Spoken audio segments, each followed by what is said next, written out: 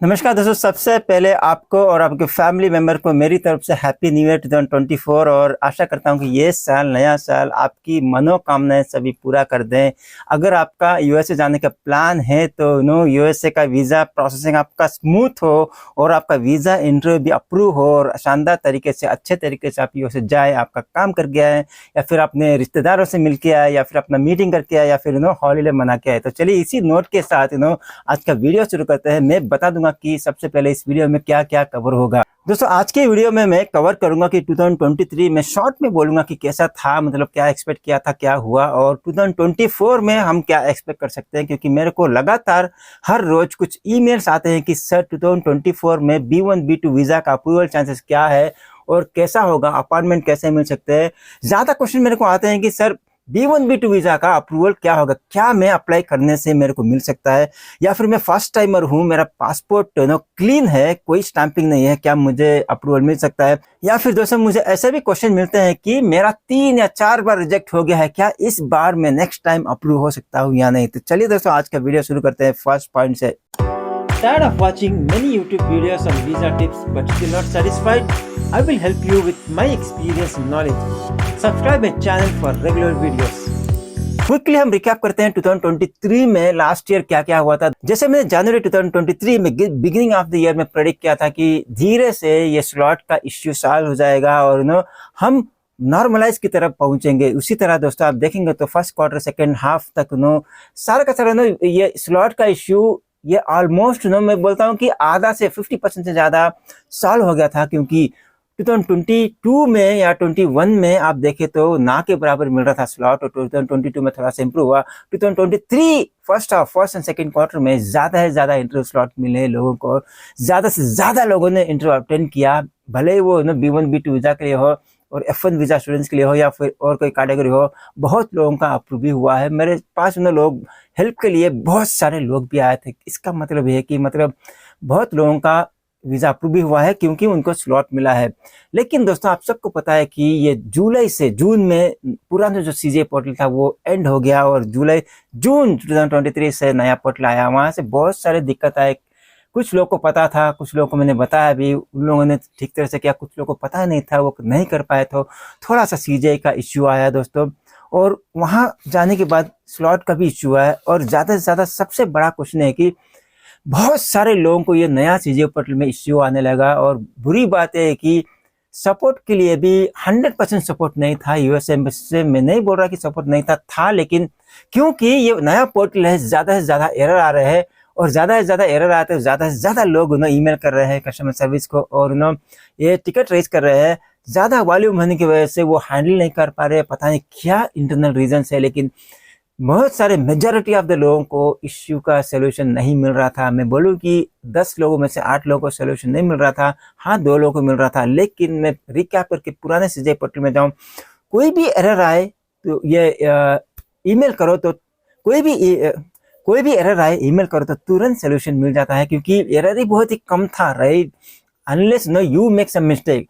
और customer service था कि उनको ज्यादा क्वेश्चंस नहीं आते थे, वो फटाफट कर देते थे। लेकिन ये न्यू सीजे के बाद ज्यादा एरर्स है, ज्यादा क्वेश्चन है, तो वहां पे कस्टमर सर्विस मेरे ख्याल से वॉल्यूम ज्यादा है, अटेंड नहीं कर पा रहे हैं और इसी कारण ज्यादा से ज्यादा लोगों को बहुत दिक्कत हो रही है। अगला चीज दोस्तों, आप लोग स्लॉट के लिए अंधाधुंध किसी को भी अपना सीजे प्रोफाइल देते हो और वहां पे क्या हो रहा है कि कुछ लोग स्कैमर्स बैठे हैं, वो स्कैम कर लेते हैं। पुराने सीजे पोर्टल में क्या होता था, आप टिकट राइज करे, ईमेल करे, हेल्प करे, वो रिट्रीव कर देते थे।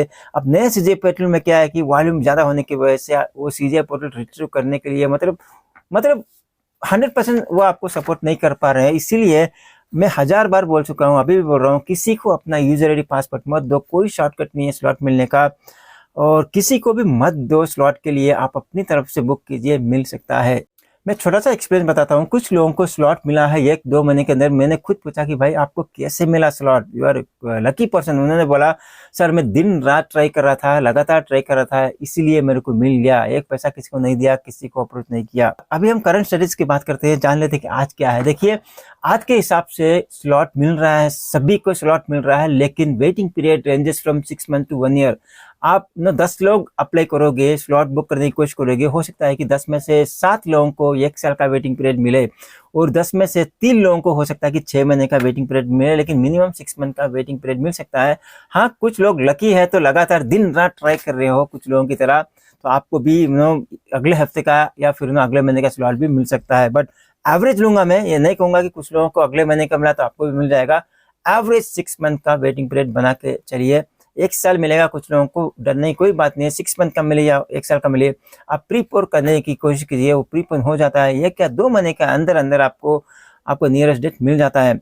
हाँ, कुछ लोगों का पुराना प्रोफाइल है, जो पुराने में किया था, उन लोगों को कुछ दिक्कत है, उन लोग कितना भी ट्राई करे वो नियरेस्ट डेट नहीं मिल रहा है। तो मैंने उन लोगों को बोला कि प्लीज़ एम्बेसी को ही अप्रोच कीजिए, वही टेक्निकली जो भी इश्यू है रिजॉल्व कर सकते हैं। दूसरा चीज़ था कि मतलब आप नया प्रोफाइल बना के भी कर सकते हैं, नया ईमेल आईडी से, लेकिन वो पासपोर्ट नंबर सेम रहता है, तो पासपोर्ट नंबर के हिसाब से डिटेक्ट करके वो बोलता है कि डुप्लीकेट प्रोफाइल। इसलिए एक ही चारा है, यूएस एम्बेसी ही हेल्प कर सकता है। और दोस्तों, आज के दिन में बोल दूं कि ये यूएस एम्बेसी कॉन्सुलेट ऑफिसर्स, उनका प्रोसेस बहुत ही स्ट्रिक्ट हो जा रहा है दोस्तों, क्योंकि हम सब जानते हैं कि कुछ लोग गलत भी है, गलत तरीके से यूएसए जाना चाहते हैं, यूएसए जाके गलत तरीके से रहना चाहते हैं। इसीलिए बहुत स्ट्रिक्ट कर दिया गया है कि पहले क्या होता था कि आपने एक ये DS-160 बना दिया, आपने बनाया या एजेंट ने बनाया, उसके बाद कुछ चेंजेस करना है, आप नया DS-160 करके वो आप नया DS-160 लेके जाते थे और उसके बेसिस पे बायोमेट्रिक करके वीज़ा इंटरव्यू के लिए जाते थे।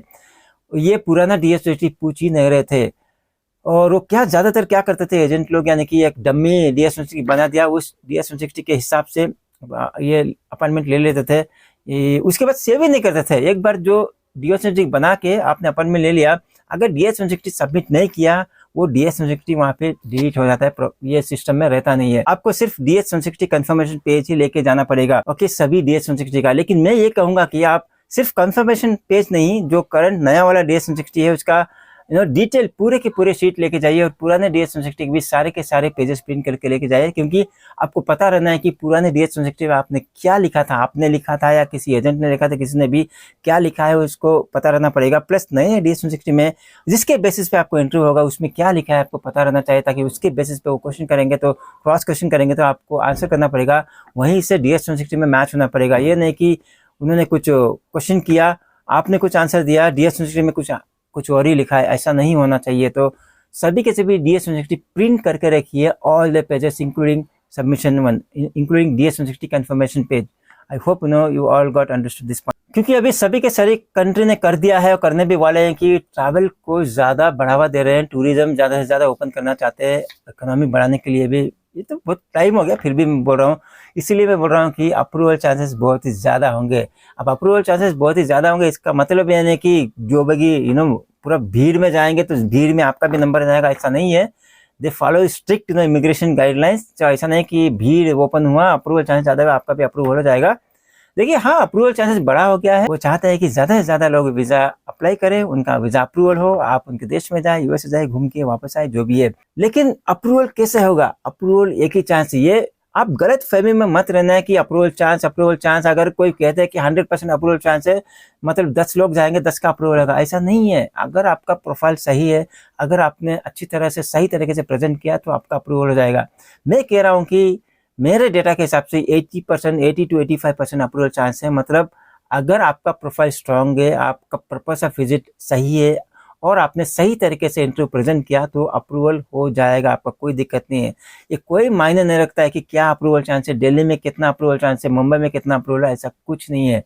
आपका प्रोफाइल स्ट्रांग होना पड़ेगा, सही इंटेंशन रहना पड़ेगा, right, B1 B2 visa guidelines के हिसाब से, और आपने सही तरीके से प्रेजेंट किया तो आपका अप्रूवल 100% होगा, कोई इसमें कंफ्यूजन नहीं है।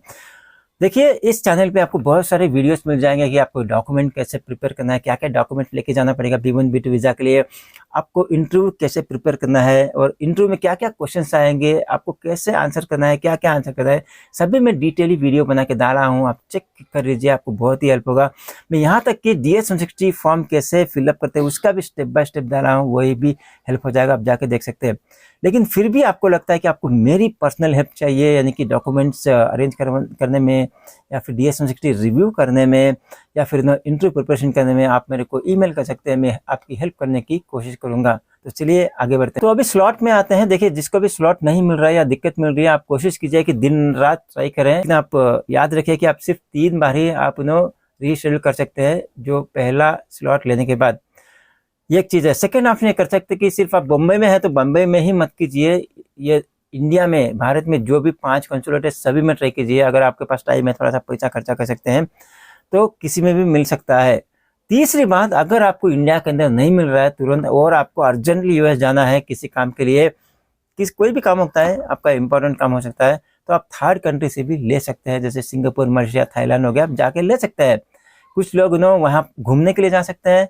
जो लोग घूमने के लिए इंडिया के बाहर जा सकते हैं तब ले सकते हैं, या फिर कोई इंडिया के बाहर रह रहा है, जैसे हो गया यूके में रह रहा है या फिर कोई भी कंट्री में रह रहा है, वहाँ से ले सकते हैं।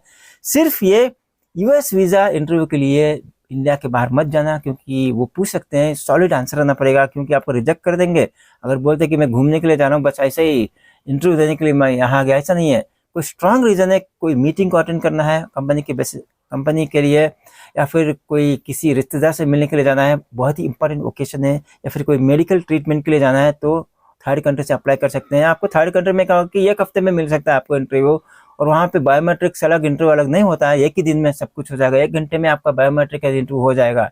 तो थर्ड कंट्री से भी आप कर सकते हैं, आप ट्राई कर सकते हैं, आपके पास थोड़ा टाइम है और पैसा है तो। दोस्तों, वीडियो एंड करने के लिए ध्यान रखिए, अभी आगे से या फिर आज से, ऑलरेडी हो चुका है लेकिन मैं रिपीट करूंगा, आज से वीज़ा इंटरव्यू बहुत ही स्ट्रिक्ट हो चुका है। Specially B1 B2 visa interview बहुत ही स्ट्रिक्ट हो चुका है, क्योंकि ये नॉन इमिग्रेंट है, राइट, विदाउट एनी डॉक्यूमेंट, मतलब बिना किसी के, बहुत आसान इंटरव्यू है, अप्रूव भी कर सकते हैं। On the same page it is very very difficult as well, बहुत स्ट्रिक्ट कर चुके हैं। एक ही क्वेश्चन को आप घुमा के पूछ सकते हैं या फिर क्रॉस क्वेश्चन कर सकते हैं, और आप पैनिक हो गए तो आपका वीज़ा रिजेक्ट हो गया। तो ये जब घुमा के पूछ रहे हैं, क्रॉस क्वेश्चन कर रहे हैं, किसी क्वेश्चन को आपको स्मार्टली आंसर करना पड़ेगा, एक्यूरेटली आंसर करना पड़ेगा, पैनिक नहीं होना है, तो आपका वीज़ा अप्रूव हो जाएगा। तो कैसे करेंगे, क्योंकि आपको तो पता नहीं है, वहाँ पे तो मतलब आपको कोई भी पैनिक कर सकता है, वहाँ का माहौल है कि बहुत सारे लोगों का रिजेक्ट होता है। तो वो होगा प्रॉपर प्लानिंग के साथ, प्रॉपर लाइक डॉक्यूमेंट्स अरेंज करके, प्रॉपर इंटरव्यू प्रिपरेशन से हो सकता है, जो वहाँ पे जाके आपको शॉक लगे, ऐसा क्या है माहौल, या फिर ऐसा क्या क्रॉस क्वेश्चन पूछ लिया जो आप एक्सपेक्ट नहीं किए। वहाँ जाके ये फेस करने के बजाय आप यहीं पे, मतलब वहाँ जाने के पहले ही आप ये फेस कर दीजिए, या फिर आप मेंटली और फिजिकली प्रिपेयर रहिए, तो फिर वहाँ पे आपको ये सब दिक्कतें नहीं आएंगी। वो कैसे होगा, आपको प्रिपेयर करना पड़ेगा प्रॉपरली। एग्जाम्पल, अगर आप मेरी हेल्प लेते हैं तो मैं आपको उसी तरह आपको गाइड करता हूँ, जैसे वहाँ पे आपको लगेगा कि आप यूएसए वीज़ा इंटरव्यू दे रहे हैं, जहाँ जो माहौल वहाँ पे है वही माहौल आपको पता लगेगा, उसी तरह इंटरव्यू देंगे। उसी तरह मैं क्रॉस क्वेश्चन करता हूँ, उसी तरह क्रॉस क्वेश्चन करने के बाद आपको लगेगा कि हाँ ऐसा होता है। प्लस वहाँ पे जाएंगे, जब ये क्रॉस क्वेश्चन होता है, ऐसे क्वेश्चन पूछे जाते हैं, आपको कुछ नया चीज़ नहीं लगेगा, आपको लगेगा कि हाँ ये हो चुका है, रिपीटेटिव, तो आप काम रहेंगे, आराम से आप इंटरव्यू देंगे, अप्रूव भी हो जाएगा। तो डायरेक्टली जाएंगे तो हो सकता है कि आपका अप्रूव हो जाए, हो सकता है कि आप पैनिक आ जाए, वो सिचुएशन देखे पैनिक में आकर रिजेक्ट भी हो सकता है। इसलिए मैं बोल रहा हूँ, जिन लोगों ने बहुत मुश्किल से अपना वीज़ा स्लॉट लिया है, वो वीज़ा स्लॉट का मतलब वेस्ट मत होने दीजिए। अगर एक बार रिजेक्ट हो गए तो फिर से वही प्रोसेस शुरू करना पड़ेगा, 6 महीना 1 साल वेट करना पड़ेगा। कैसे भी इतना टाइम वेट कर लिया, इतना टाइम वेट करके आपने स्लॉट लीजिए, अच्छी तरह से प्रिपेयर करके जाए। मैं चाहता हूँ कि आपका इंटरव्यू अप्रूव हो जाए, भले आप अपने आप प्रिपेयर करें, भले आप हमारे चैनल पे वीडियो देख के प्रिपेयर करें, या फिर अपनी मेरी गाइडेंस ले, या किसी और की भी गाइडेंस ले, आप प्रिपेयर करके जाए। मैं चाहता हूँ कि आपका ये इंटरव्यू फर्स्ट अटेम्प्ट में अप्रूव हो जाए। इसी नोट के साथ चलिए मैं आज का वीडियो एंड करता हूँ। अगर ये वीडियो अच्छा लगे तो लाइक कीजिए, जो कोई भी ये इन्फॉर्मेशन ढूंढ रहे हैं उनसे शेयर कीजिए, और अगर आप इस चैनल पर नहीं आए हैं तो सब्सक्राइब कर सकते हैं, क्योंकि ऐसे ही वीडियो हम टाइम टू टाइम अपलोड करते रहते हैं। तो चलिए मैं मिलता हूँ आपसे अगले वीडियो में, तब तक टेक केयर, बाय बाय।